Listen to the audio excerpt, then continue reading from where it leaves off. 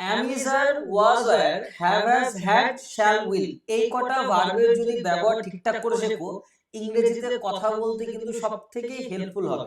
এই ভার্বগুলো তোমাদের হেল্প করবে। তো চলো, ইংরেজিতে আমাদের অনেকেরই কথা বলার ইচ্ছা থাকে কিন্তু আমরা ইংরেজিতে ঠিকঠাক করে কথা বলতে পারি না। তার পিছনে অনেক কারণ রয়েছে। আমরা খুব বেশি গ্রামার ফোকাস করি, সুতরাং ইংরেজি বলতে পারি না। তাই অনেকবার ব্যর্থ হয়েছি ইংরেজি কথা বলার চেষ্টা করেও। কিন্তু এই যে ফ্রি স্পোকেন ইংলিশ কোর্স তোমাদের দেওয়া হচ্ছে, এখানে প্রত্যেকটা ক্লাস করো, এখানে প্র্যাকটিক্যালি ইংরেজিতে কিভাবে কথা বলবে পুরো তোমাদের এখানে শেখানো হবে। তাই যারা একদম জিরো অবস্থায় রয়েছে, শূন্য থেকে শুরু করছো, তাদের জন্য এই ক্লাসেসগুলো খুব ভাইটাল হবে। যারা খুব ইংরেজি ভালো জানো তাদের জন্য খুব ভাইটাল হবে। তো চলো শুরু করা যাক। আমাদের ইংরেজিতে কথা বলতে গেলে যে ভার্বগুলো প্রয়োজন সবার আগে am is are was were have has had shall will, এই কটার ব্যবহার আমাদের জানতে হবে। তো চলো দেখো, আমাদের মনে রাখবে যে সাবজেক্টস, আমাদের মেইনলি সাবজেক্ট মোটামুটি তিন প্রকারের হয়, first person, second person, third person. First person কি আই আর উই, আমি বা আমরা। সেকেন্ড পারসন হচ্ছে ইউ, আর থার্ড পারসন হচ্ছে হি, শি, ইট, দে, এই সবগুলো কিন্তু। ওকে ওকে, যেমন ধরো এগুলো হচ্ছে থার্ড পারসন। এবার যদি কোনো ব্যক্তির নাম হয় রবি, তাহলে কি আই উই হচ্ছে ফার্স্ট পারসন, ইউ হচ্ছে সেকেন্ড পারসন, বাদ বাকি সবই হচ্ছে থার্ড পারসন। তাহলে রবিটা কি হবে? Obviously third person singular. Are the boys, এটাও তো থার্ড পারসন, কারণ এগুলোর মধ্যে পড়ছে না। সুতরাং দ্য বয়েজ কিন্তু plural, third person plural number. এতটুকু সাবজেক্ট নিয়ে ক্লিয়ার হলো। আমাদের এই কটা সাবজেক্ট মেইনলি রয়েছে। ওকে, আমাদের উদ্দেশ্য হচ্ছে ইংরেজিতে কথা বলা শেখা, এবং এই কোর্সটার মধ্যে দিয়ে ফ্রি তোমরা এই কোর্সটা পাবে এবং পুরো জিনিসটা তোমরা শিখতে পারবে প্র্যাকটিক্যালি ইংরেজিতে কিভাবে কথা বলতে হয়। চলো একদম বেসিক লেভেল থেকে শুরু করছি তোমাদের। দেখো, এবার সবার আগে আমাদের জানতে হবে যে ভার্ব, মানে এই যে দেখো, এই ভার্বের ব্যবহারগুলো জানতে পারলেই তোমরা ইংরেজি শিখতে পারবে। ভার্বের ব্যবহারগুলো জানতে পারলেই তোমরা ইংরেজিটা শিখতে পারবে। যে ভার্বগুলো মেইনলি ইউজ হয়, ওকে, যেটা তোমাদের অলরেডি দেখিয়েছি। এই ভার্ব কটা যদি বলা শিখে যাও কোথায় কি ব্যবহার হয়, তোমাদের অলরেডি অনেকটা কাজ এগিয়ে থাকবে। চলো দেখো, প্রথমে আমরা দেখবো ভার্বের ভাগটা কি। দেখো, ভার্ব হচ্ছে অ্যাকশন ওয়ার্ড, কাজ করা বোঝায়। Verb is an action word, কিন্তু ভার্ব হচ্ছে একটা অ্যাকশন ওয়ার্ড কিন্তু। Okay, action word. হ্যাঁ, আমি লিখছি, লিখছিটা একটা কাজ বোঝাচ্ছে, তাহলে এটা একটা আমাদের ভার্ব। ভার্বকে দু রকম ভাগে ভাগ করা যায়, একটা হচ্ছে প্রিন্সিপাল ভার্ব, একটা হচ্ছে অক্সিলারি ভার্ব। প্রিন্সিপাল ভার্বের দুটো ভাগ রয়েছে, একটা ফাইনাইট নন ফাইনাইট, আর একটা হচ্ছে ট্রান্সিটিভ ইনট্রান্সিটিভ। এগুলো দেখে আমাদের লাভ নেই, জাস্ট জানার জন্য বললাম। এবার ভার্বের একটা হচ্ছে প্রিন্সিপাল ভার্ব আর একটা হচ্ছে অক্সিলারি বা হেল্পিং ভার্ব। এর কাজ হচ্ছে সাহায্য করে, কাকে? মেন ভার্বকে বসতে সাহায্য করে। এবার এই অক্সিলারি ভার্ব হচ্ছে দু রকম, এইটা মাথায় রাখবে, একটা হচ্ছে প্রাইমারি অক্সিলারি, একটা হচ্ছে মোডাল অক্সিলারি। ওকে, এই হচ্ছে ভার্বের তোমাদের মেন ভাগ। প্রাইমারি অক্সিলারি দেখো বি ভার্ব, হ্যাভ ভার্ব আর ডু ভার্ব, তিনটা ভাগে ভাগ করা হয়, সেগুলো আমরা ভাগ করে দিয়েছি। ওকে, এই হচ্ছে ভার্বের সবথেকে ইম্পর্টেন্ট ছক। তোমরা অনেক বই দেখার পরেও এবং অনেক ভিডিও আশা করছি দেখেছো, কিন্তু ভার্বের ছক তোমাদের ক্লিয়ার নেই। এর হচ্ছে মোস্ট ইম্পর্টেন্ট ভার্বের ছক। ওকে, এবং মোডাল অক্সিলারি কোথায় কি ব্যবহার হয়। ওকে, তাহলে অক্সিলারি ভার্ব দু রকম, একটা প্রাইমারি অক্সিলারি যেমন এই ভার্বগুলো পাবে, একটা হচ্ছে মোডাল অক্সিলারি। তো চলো আমরা দেখব একদম এক এক করে। আমরা প্রথম শিখব এই, মনে রাখবেন এই am is আর কোথায় বসে, am is আর কোথায় বসে, am is আর কোথায় বসে। দেখো আমাদের am কোথায় বসে, দেখো ঠিক আছে, I এর পরে am বসে। কি বসে? I এর পরে am বসে। ওকে, এবার I এর পরে কি বসে? am বসে। যেমন দেখো, আমি পড়ছি, কাজ করা বোঝাচ্ছে, তাহলে কি হবে? I am reading। কিন্তু am শুধুমাত্র কাজ করা চলছে সেটাই কি বোঝায়? না, am দিয়ে আরো অনেক কিছু বোঝায়। প্রথমে am এর ব্যবহার করা শিখো, এই ভার্বের ব্যবহার করা শিখো। তাহলে am কোথায় বসে? সবসময় I এর পরে am বসে। তাহলে am এর প্রথম কাজটা কি? ing। am এর পরে ভার্বে সবসময় ing হয়, কন্টিনিউয়াস অ্যাকশন, কাজ চলছে বোঝালে। তাহলে কি? আমি খাচ্ছি, I am eating। আমি লিখছি, I am writing। তাহলে কি হলো? কোনো কাজ চলছে বোঝালে am বসবে I এর পরে, সাথে মেন ভার্বের ing বসবে।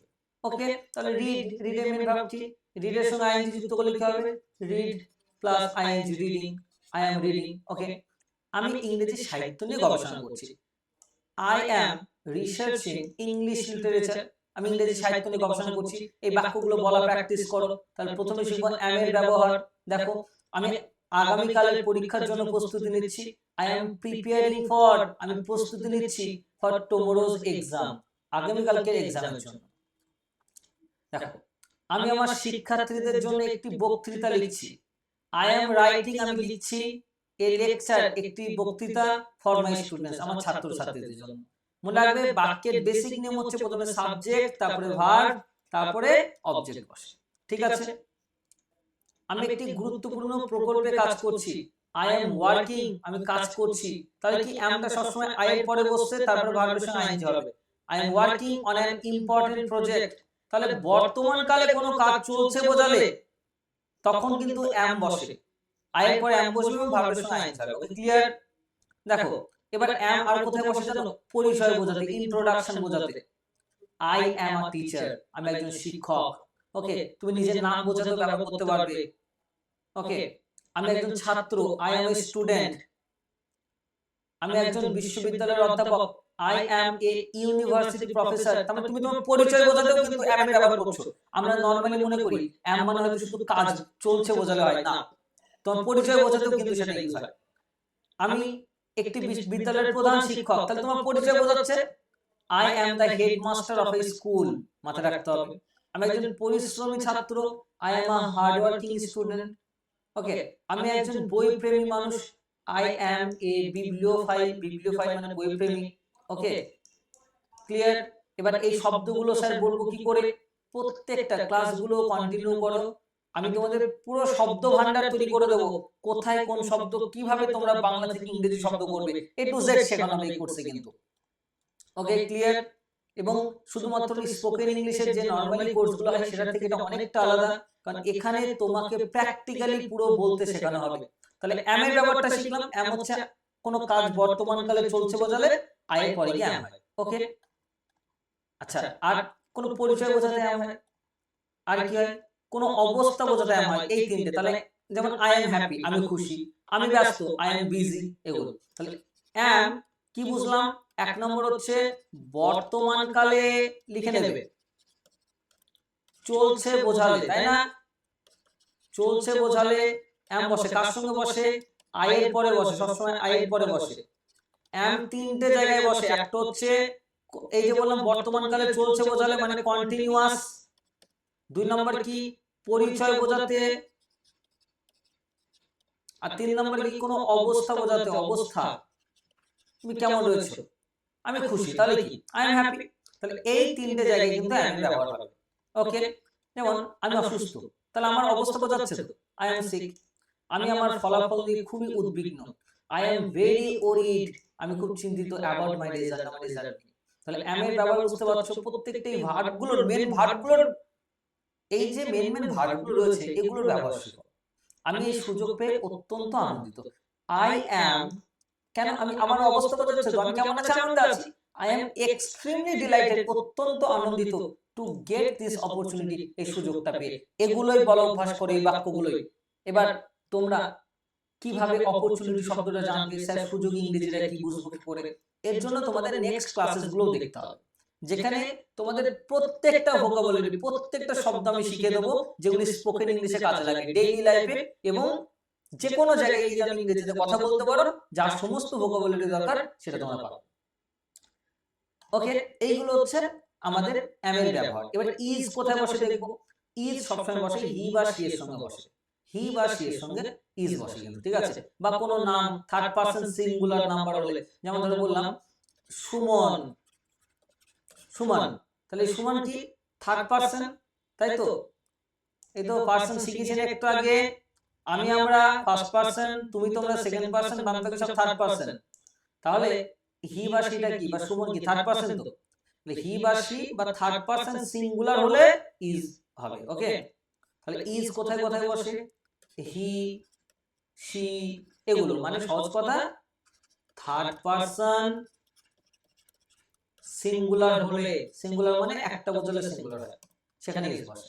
তাহলে ইজ কোথায় কোথায় কার কার পরে বসে ক্লিয়ার হলো। এবার কোন কোন সিচুয়েশনে তুমি ইজটা ব্যবহার করবে।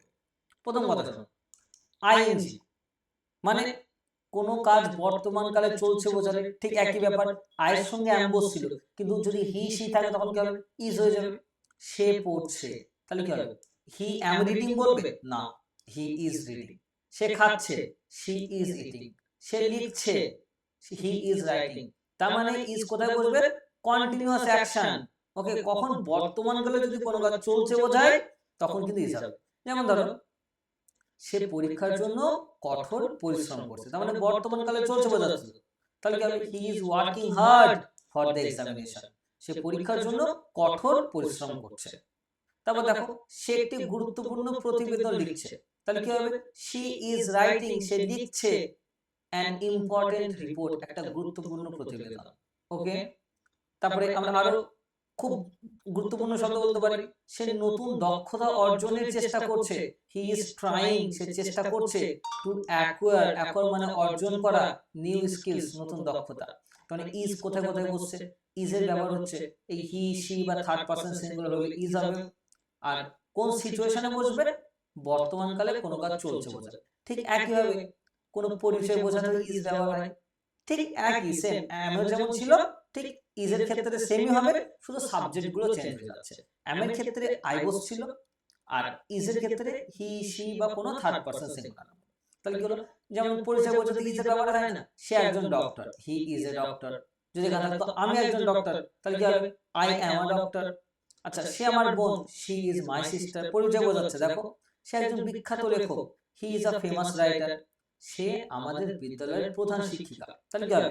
পরিচয় বোঝাচ্ছে তো। তাহলে she is the head mistress of our school, আমাদের স্কুলের প্রধান শিক্ষিকা। এভাবে কিন্তু আমাদের দেখতে হবে।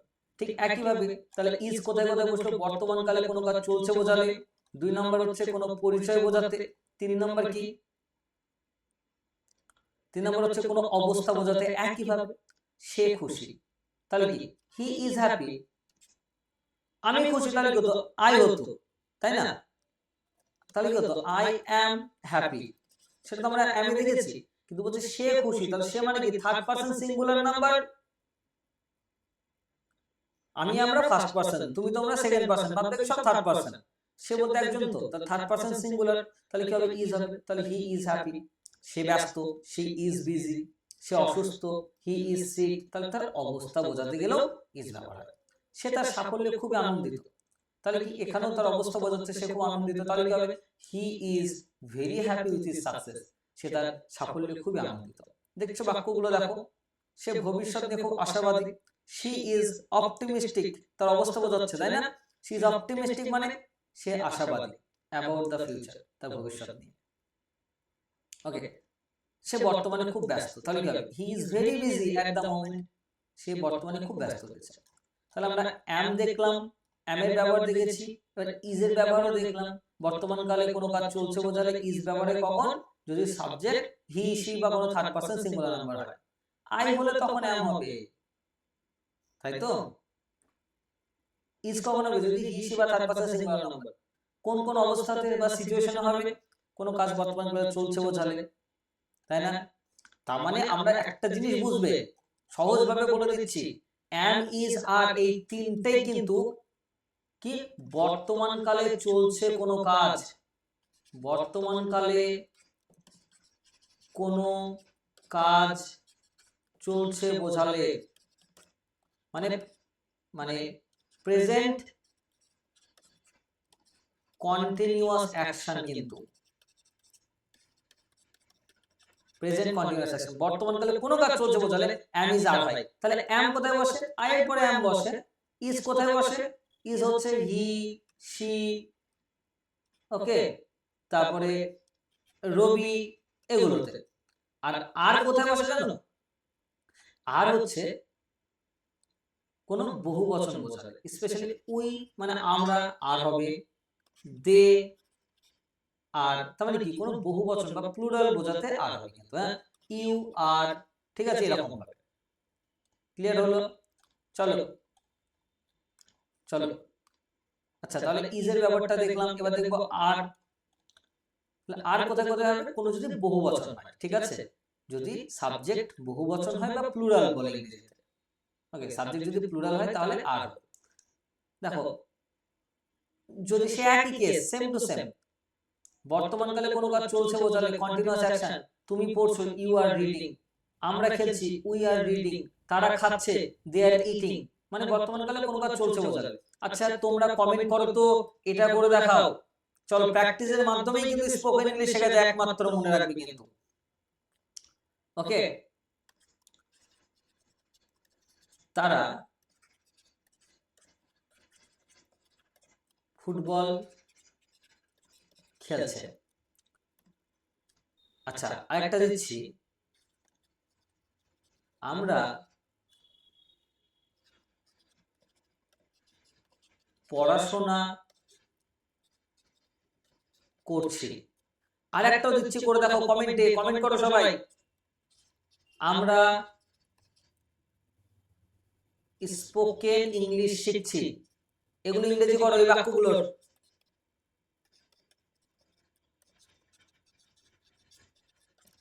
ওকে, তাহলে কি হলো, কোনো কাজ চলছে বোঝালে, চলছে বোঝালে কি হবে, আমি যাদের মধ্যে হবে। এবার দেখো তারা বোঝাচ্ছে, তারা তাহলে কি হবে, এটা থার্ড মানে প্লুরাল বোঝাচ্ছে, তাহলে আর যদি আই বোঝাতো তাহলে এমন হতো, সিঙ্গুলার হলে ইজ হতো। দেখলাম তো আমরা। চলো শুধু আর কি কাজ চলছে তাই বোঝাবে না, আগের মতো সেম পরিচয় বোঝালেও আর হয়। ইউ আর এ স্টুডেন্ট, তুমি একজন ছাত্র, পরিচয় বোঝাতে, তাহলে আর ব্যবহার হলো না। আমরা শিক্ষক, উই আর টিচার্স, তারা ডাক্তার, দে আর ডক্টরস, বুঝতে পারলে? তাহলে পরিচয় বোঝাতেও আর ব্যবহার হয়, অবস্থা বোঝাতেও আর ব্যবহার হয়। তুমি খুশি, ইউ আর হ্যাপি, তাই তো? তাহলে আর এখানে আমরা কেন আই দিচ্ছি না, আই এর পরে কোনোদিন আর হয় না, আই এর পরে এম হয়, তাই শিখেছি আমরা। হি আর হয় কোনোদিন, হি এর পরে ইজ হয় শিখেছি, মানে সিঙ্গুলার হলে ইজ হয়, প্লুরাল হলে আর হবে। Okay clear? আচ্ছা আমরা ব্যস্ত, উই আর বিজি, তারা অসুস্থ, দে আর সিক। ওকে আচ্ছা বাক্য বলছি করো। আমরা খুব দুঃখিত, আমরা খুব দুঃখিত, এটা ইংরেজি করো দেখি। তাহলে আজকের ক্লাসে আমরা অ্যাম ইজ আর এর ব্যবহার শিখলাম। ওকে, আজকের ক্লাসে কিন্তু আমরা অ্যাম ইজ আর এর ব্যবহার শিখলাম। সেখানে কি শিখলাম, যে বর্তমান কালে কোনো কাজ চলছে বোঝালে অ্যাম ইজ আর হতে পারে, বর্তমান কালে চলছে বোঝালে কিন্তু অ্যাম ইজ আর হবে। যদি এটা অতীত কালে চলতো তাহলে সেটা ওয়াজ আর হয়ে যেত, ছেড়ে দাও। বর্তমান কালে কোনো কাজ চলছে বোঝালে অ্যাম ইজ আর হবে। ওকে, তাহলে অ্যাম কোথায় কোথায় বসে, আই এর পরে বসে। আচ্ছা শুধু কি এখানেই তাই না, যদি কোনো পরিচয় বোঝায় তখন অ্যাম ইজ আর হয়। আচ্ছা যদি কোনো মনের অবস্থা বোঝায় তখনও অ্যাম ইজ আর হয়। কিন্তু পার্থক্যটা কোথায়, আই এর পরে অ্যাম বসে, হি সি বা সিঙ্গুলার হলে সেটা ইজ হয়, আর সাবজেক্ট যদি প্লুরাল হয় তখন আর হয়। ওকে, এটা হচ্ছে আজকে আমাদের প্রথম ক্লাস। যে বাক্যগুলো দেওয়া রয়েছে এইগুলো তোমরা বারবার করে প্র্যাকটিস করো, এগুলোই কমেন্টে করো, এবং যে কোশ্চেনগুলো দিলাম তোমরা কমেন্টে আনসার করার চেষ্টা করো। ওকে, তাহলে খুব সহজ করে যদি বলি, আমরা একটা জিনিস শিখলাম, কোথায় অ্যাম বসে, ইজ বসে বা আর বসে। কোথায় বসে, তিনটে জায়গায় বসে। প্রেজেন্ট কন্টিনিউয়াস অ্যাকশন, বর্তমানকালে কোনো কাজ চলছে বোঝালে। দুই নম্বরটা কি, কোনো পরিচয় মানে ইন্ট্রোডাকশন বোঝাতে। আর তিন নম্বর কি, স্টেট মানে অবস্থা, মনের অবস্থা, মনের অবস্থা বোঝাতে।